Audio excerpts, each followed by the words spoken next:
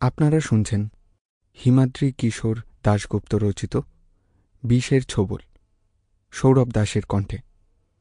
প্রথম আখ্যান ১। সকাল থেকেই ঝিরিঝিরি বৃষ্টি হচ্ছে। সাবধানেই খানাখন্দ বাঁচিয়ে গাড়ি চালাচ্ছিল কিটি। মেঠো রাস্তার দুপাশে ধানের ক্ষেত বর্ষার জলে টইটুম্বুর। সদ্য রোয়া ধানের চারাগুলো শুধু কিছুটা জেগে আছে জলের ওপর। কখনো আবার রাস্তার পাশে ছোট বড় জলা। কাঁচ নামালেই বাইরে থেকে ভেসে আসছে ব্যাঙের কলতান। টিনা বলল, আর কত দূর রে বাবা? লোকগুলো তো বলল কিছুটা পথ গেলেই বাড়িটা পেয়ে যাবেন।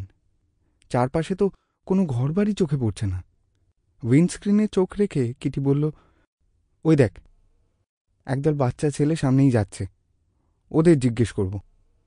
কিটিরা যে পথে যাচ্ছে সে পথ ধরেই এগোচ্ছে ছেলেগুলো। কিটিদের গাড়ি পৌঁছে গেল তাদের কাছে। এবার তারা খেয়াল করল ছেলেগুলোর দঙ্গলের ভিতর একটা লোকও আছে। তাকে ঘিরে হল্লা করতে করতে যাচ্ছে ছেলেগুলো। গাড়ির কাঁচটা নামাতেই কিটিদের কানে এলো তাদের অদ্ভুত চিৎকার, ব্যাং বাবু, ব্যাং বাবু। যার উদ্দেশ্যে এই চিৎকার, ছাতা মাথায় দেওয়া লোকটা একবার পিছন ফিরে তার হাতের লাঠি উঁচিয়ে ছেলেদের উদ্দেশ্যে বলল, যা, ভাগ ভাগ। যত সব শুয়োরের পাল। ছেলেগুলো তার গালাগাল শুনে মজা পেয়ে দ্বিগুণ জোরে চেঁচাতে লাগল, ব্যাং বাবু, ব্যাং বাবু। কিটিরা বুঝতে পারল ছেলেগুলো লোকটার পিছনে লেগেছে। কিটি গাড়ি থামিয়ে হর্ন বাজাতেই ছেলেগুলো গাড়িটাকে দেখেই প্রথমে থমকে গেল। তারপর রাস্তার পাশে জলকাদা ভরা খেতে নেমে ছুটতে শুরু করল এদিক ওদিক। কিটির সবুজ জিপসি গাড়িটাকে সম্ভবত তারা পুলিশের জিপ ভেবেছে। গাড়ির সামনে রাস্তার ঠিক মাঝখানে শুধু দাঁড়িয়ে রইল সেই লোকটা। মাঝবয়সী একজন লোক, পরনে একটা খাকি শার্ট আর হাঁটুর ওপর তোলা ধুতি, পায়ে কাদামাখা কেটস। লোকটার এক হাতে চটের ব্যাগ আর অন্য হাতে, যেটা শুধু লাঠি বলে মনে হচ্ছিল, তার মাথায় ছোট জাল লাগানো। সম্ভবত লোকটা জলকাদার মাঠে মাছ ধরতে বেরিয়েছে। ঘাঁটটা একটু বেঁকিয়ে খুব কায়দা করে ছাতাটা নিজের মাথায় ধরে রেখেছে সে।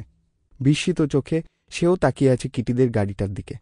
টিনা বাইরে গলা বাড়িয়ে লোকটার উদ্দেশ্যে বলল, ও দাদা, একটু শুনবেন? লোকটা ডাক শুনে এক হাতে ব্যাগ আর জাল নিয়ে অন্য হাতে ছাতাটাকে একটু তুলে ধরে গাড়ির সামনে এসে দাঁড়াল।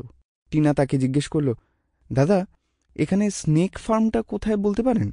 লোকটা তাদের কথার জবাব না দিয়ে তাকিয়ে রইল গাড়ির ভিতর বসা শার্ট প্যান্ট পরা দিদিমণিদের দিকে।